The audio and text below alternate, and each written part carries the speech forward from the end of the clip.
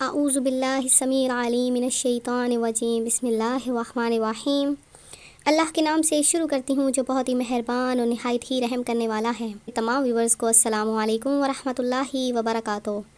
ہر نماز کے بعد 20 بار ایک ایسا وظیفہ پڑھنے کے لیے لائی ہوں کہ جس کو پڑھتے ہی آپ جیسا چاہو گے ویسا ہی ہوگا، اور نہ کرنے والے شخص آپ کی ہر بات مانیں گے، اور آپ جیسا چاہو گے ویسا ہی ہوگا۔ آپ چاہتے ہیں کہ کوئی خاندان میں یا کوئی آپ کے رشتہ داروں میں، دوست احباب میں، یا کوئی بھی ایسا شخص ہے جو کہ آپ کی بات نہیں مانتا ہے، آپ کی کوئی بھی بات مان کر وہ راضی نہیں ہو رہا ہے، تو آپ یہ عمل کر لیں، انشاءاللہ تعالیٰ وہ آپ کی ہر بات مانے گا، آپ کی ہر حاجت بر آ جائے گی۔ اس وظیفے سے بس ہر نماز کے بعد ایک آیت ہے 3 لفظوں کی، وہ آپ نے پڑھ لینی ہے، اور انشاءاللہ اس کی برکت آپ خود اپنی آنکھوں سے دیکھیں گے۔ اس کی برکت ایسی ہوگی کہ اس سے وہ شخص جو آپ کی بات نہیں مانتا وہ آپ کی ہر بات مانے گا۔ اللہ تبارک و تعالیٰ کے کلامات میں بہت برکت ہوتی ہے، اور یہ برکات ایسی ہوتی ہیں جو انسان کی ہر خواہشات پوری کروا دیتی ہیں، انسان کی مرادیں براتی ہیں اور انسان کی خواہشیں پوری ہو جاتی ہیں۔ تو ویورز، آپ لوگ جو پریشان حال ہیں، جو پریشان ہیں، ایسے پریشان ہیں کہ ان کی پریشانیاں ختم نہیں ہو رہی ہیں، مصیبتیں پریشانیاں ختم نہیں ہو رہی، تو وہ ہر وقت اللہ تبارک و تعالیٰ کی یاد میں رہا کریں، کیونکہ اللہ کی یاد ایک ایسی چیز ہے کہ جو انسان کو تمام پریشانیوں سے دور کر دیتی ہے۔ ہر وقت اللہ اللہ کا ورد کرتے رہا کریں۔ تو حضرت عروہ بن زبیر رضی اللہ تعالیٰ عنہ اپنے والد سے روایت کرتے ہیں کہ ایک دن ام المومنین حضرت خدیجہ رضی اللہ تعالیٰ عنہ کے چچا زاد بھائی ورقہ بن نوفل کا گزر حضرت بلال رضی اللہ تعالیٰ عنہ کے پاس سے ہوا، جبکہ انہیں اسلام لانے کی وجہ سے مارا جا رہا تھا، اور ایسی حالت میں بھی آپ رضی اللہ تعالیٰ عنہ احد احد یعنی اللہ اللہ ایک ہے، اللہ ایک ہے کی صدا لگا رہے تھے۔ ورقہ بن نوفل نے دیکھا تو کہا، بلال اللہ ہی کا نام لیے جاؤ گے؟ پھر امیہ بن خلف جو حضرت بلال رضی اللہ تعالیٰ عنہ کو مار رہا تھا، اس کی طرف متوجہ ہو کر کہا، اللہ کی قسم اگر تم انہیں اس بات پر شہید کر دو گے تو میں رحمت و برکت پانے کے لیے ان کا مزار بناؤں گا۔ ایک دن امیر المومنین حضرت ابوبکر صدیق رضی اللہ تعالیٰ عنہ کا گزر حضرت بلال رضی اللہ تعالیٰ عنہ کے پاس سے ہوا، اور وہ لوگ حضرت بلال رضی اللہ تعالیٰ عنہ کے ساتھ یہی برتاؤ کر رہے تھے، تو حضرت ابوبکر صدیق رضی اللہ تعالیٰ عنہ نے امیہ بن خلف سے فرمایا، اس بیچارے کے معاملے میں تو اللہ سے نہیں ڈرتا؟ کب تک اسے تکلیف دیتا رہے گا؟ امیہ نے کہا، آپ نے اسے بگاڑا ہے، آپ اسے اس تکلیف سے بچا لیں جو آپ دیکھ رہے ہیں۔ تو امیر المومنین حضرت ابوبکر صدیق رضی اللہ تعالیٰ عنہ نے فرمایا، میرے پاس بلال سے زیادہ تندرست و توانا غلام ہے، بلال مجھے دے کر وہ تم لے لو۔ کہنے لگا، منظور ہے۔ تو حضرت ابوبکر صدیق رضی اللہ تعالیٰ عنہ نے امیہ کو اپنا غلام دے دیا، اور حضرت بلال حبشی رضی اللہ تعالیٰ عنہ کو لے لیا اور انہیں آزاد کر دیا۔ تو حضرت بلال حبشی رضی اللہ تعالیٰ عنہ کو راہ خدا میں کتنی آزمائشیں آئیں، لیکن پھر بھی باطل کے آگے اپنا سر نہیں جھکایا۔ گویا ان اللہ والوں کا یہ شیوا تھا کہ سر کٹتا ہے تو کٹ جائے، جان جاتی ہے تو چلی جائے، مگر دین اسلام کو چھوڑ کر باطل کے آگے سر نہ جھکنے پائے۔ ان کا یہ عمل ہمیں یہ سبق دیتا ہے کہ راہ حق میں اپنا سب کچھ بھی لوٹانا پڑے تو لوٹا دیا جائے، لیکن حق کا ساتھ نہ چھوڑا جائے اور ڈٹ کر باطل کا مقابلہ کیا جائے۔ بارگاہ الہی سے انعامات و اکرامات کی بارش برستی ہے۔ حضرت بلال حبشی آخری دم تک اخلاص اور استقامت کے ساتھ دین اسلام پر ثابت قدم رہے، راہ خدا بندی میں جان کی بازی لگا دی، مگر پائے استقلال میں ذرا برابر بھی لغزش نہ آئی۔ دین اسلام کی قبول کرنے کی پاداش میں مظلومانہ زندگی بسر کرنے کے باوجود بھی کبھی زبان پر شکوہ نہیں آیا، اور ایک طرف ہم محبت رسول کا دم بھرنے والے معمولی سی خراش پر واویلا اور شور مچاتے ہیں، ذرا سی تکلیف پہنچنے پر بے صبری کا مظاہرہ کرتے ہیں۔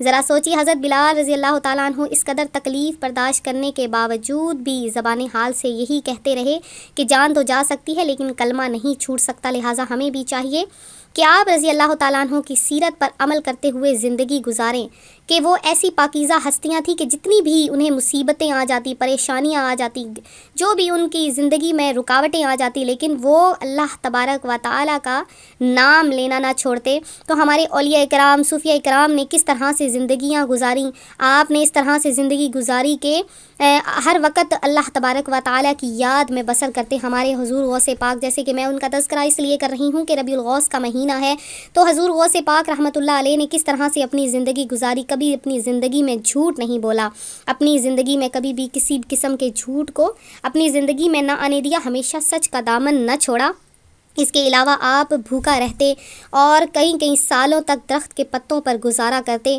اور ہمیشہ لوگوں کو بھی اس بات کی تلقین کرتے کہ صبر کرو، صبر کرنے کا جو پھل ہوتا ہے وہ ہمیشہ میٹھا ملتا ہے۔ اور آج ان کو وہ میٹھا پھل ملا کہ آج لوگ ان کی یاد مناتے ہیں، ان کے نقش قدم پر چلنے کی کوشش کرتے ہیں اور ہر وقت اللہ تبارک و تعالیٰ کی یاد میں رہتے ہیں، صرف اپنے بزرگان دین کی باتیں مان کر۔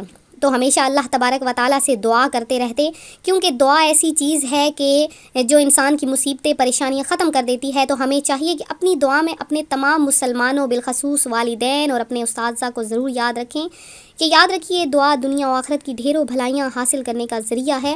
دعا اللہ کریم سے مناجات کرنے، اس کا قرب حاصل کرنے، اس کی عظیم بارگاہ سے مرادیں پانے کا بہترین ذریعہ ہے۔ دعا بخشش و مغفرت کا پروانہ حاصل کرنے اور دنیوی و اخروی مصائب و مشکلات کے حل کا نہایت آسان اور مجرب ذریعہ ہے۔ دعا ایک بہترین عبادت ہے اور پیارے آقا صلی اللہ علیہ وآلہ وسلم کی سنت مبارکہ ہے۔ دعا گناہگاروں کے حق میں اللہ کریم کی طرف سے ایک بہت بڑی نعمت اور سعادت ہے۔ جب ہم عبادت کرتے ہیں اس کے بعد دعا نہیں مانگتے ہیں تو اس دعا کا ہماری اس عبادت کا کوئی فائدہ نہیں ہوتا، کیونکہ دعا عبادت کا مغز ہوتی ہے، اور اگر دعا نہ مانگی جائے تو ہمیں وہ عبادت کا وہ لطف، وہ سرور کبھی بھی حاصل نہیں ہو سکتا۔ تو آج کا جو ہمارا وظیفہ، جس میں ہم آپ کے لیے ایک ایسی آیت لائے ہیں، بہت چھوٹی سی آیت ہے، اس آیت کے پڑھنے سے آپ کی ہر بات پوری ہو جائے گی، جو چاہو گے وہ پورا ہو جائے گا۔ اس کے علاوہ آپ جس سے جیسا چاہو گے ویسا ہو جائے گا۔ تو آپ اپنی یہ حاجت پوری کروانے کے لیے کیا کریں گے، میں آپ کو 2 وظیفے مختلف بتا دیتی ہوں، جو آپ کو آسان لگے آپ آسانی سے کر لیں۔ آپ نے کیا کرنا ہے کہ ہر نماز کے بعد، اگر آپ ہر نماز کے بعد نہیں کر سکتے، آپ کسی بھی ایک نماز کے بعد یہ عمل کر لیں کہ نماز پڑھ لینی ہے۔ آپ نے نماز پڑھنے کے بعد کوشش کریں کہ فجر کی نماز کے بعد آسان سا عمل ہے، آپ یہ کر لیں۔ تو آپ نے نماز جب ادا کر لینی ہے تو اس کے بعد آپ نے وہیں جائے نماز کے اوپر بیٹھ کر اول آخر آپ نے 11 مرتبہ درود پاک پڑھ لینا ہے۔ درود پاک آپ کوئی سا بھی پڑھ سکتے ہیں، نماز والا پڑھ لیں یا کوئی بھی چھوٹا سا درود پاک جو آسانی سے آپ پڑھ سکیں وہ آپ پڑھ لیں۔ اور درود پڑھنے کے بعد آپ نے یہ آیت پڑھ لینی ہے، ان اللہ یسمع من یشاء، ان اللہ یسمع من یشاء، ان اللہ یسمع من یشاء۔ یہ آپ نے یہ آیت پڑھ لینی ہے کہ بے شک اللہ تعالیٰ سنتا ہے جو من یشاء، جو وہ چاہتا ہے۔ تو آپ نے یہ آیت پڑھ لینی ہے اور اس آیت کو پڑھنے کے بعد آپ نے 11 مرتبہ درود پاک پڑھ لینا ہے اور پھر اللہ تبارک و تعالیٰ کی بارگاہ میں گڑ گڑا کر دعا مانگ لینی ہے کہ میں یہ جیسا چاہتا ہوں وہ پورا ہو جائے۔ اور جو شخص آپ کی بات نہیں مانتا، چاہے بیوی کی شوہر نہیں مان رہا یا شوہر کی بیوی نہیں مان رہی یا بچے نہیں مان رہے یا والدین نہیں مان رہے یا آپ کی کوئی بھی بات نہیں مان رہے یا بچے نہیں مان رہے ہیں یا کہ آپ کے بہن بھائی کوئی بات نہیں مان رہے یا آپ کسی کو کوئی پسند وغیرہ کرتے ہیں تو وہ آپ کی بات نہیں مان رہے، تو آپ یہ عمل کر لیں۔ انشاءاللہ ہر جائز حاجت کے لیے عمل ہے، اس وظیفے کی عام اجازت ہے۔ اور اس کے علاوہ ایک اور بھی وظیفہ ہے، وہ بھی آپ کو بتا دیتی ہوں۔ آپ یہ عمل کرنا چاہتے ہو کہ ہر کوئی آپ کی بات مانے، آپ منہ سے جو نکالے وہ پورا ہو جائے، تو آپ نے سورہ رحمان کی آیت فَبِأَيِّ آلَاءِ رَبِّكُمَا تُكَذِّبَانِ، اس کو آپ نے ہر نماز کے بعد 15 مرتبہ پڑھ لینا ہے۔ فَبِأَيِّ آلَاءِ رَبِّكُمَا تُكَذِّبَانِ، یہ آپ نے 15 مرتبہ اس کو پڑھنا ہے اور چلتے پھرتے بھی آپ نے پڑھتے رہنا ہے۔ 3 دن آپ نے یہ عمل کرنا ہے۔ انشاءاللہ تعالیٰ اس عمل کی برکت سے آپ کی ہر خواہش حاجت پوری ہو جائے گی۔ تو میں امید کرتی ہوں میرا آج کا یہ وظیفہ آپ کو پسند آیا ہوگا۔ اسی طرح سے مزید وظائف حاصل کرنے کے لیے ہمارا چینل ضرور سبسکرائب کر لیں، بیل آئیکن کا بٹن بھی پریس کر لیں تاکہ جو بھی نئی ویڈیو اپلوڈ ہو آپ تک بآسانی اس کا نوٹیفیکیشن پہنچتا رہے۔ تو جن بہنوں بھائیوں نے دعا میں حصہ لینا ہے، اتوار کے دن خصوصی دعا کا اہتمام کروایا جائے گا۔ آپ لوگ بھی اس خصوصی دعا میں شامل ہو کے اپنا نام قبولیت دعا میں شامل کر لیں۔ ملتے ہیں اپنے اگلے وظیفے کے ساتھ، اپنی دعا میں یاد رکھیے گا، اپنا خیال رکھیے گا، فی امان اللہ۔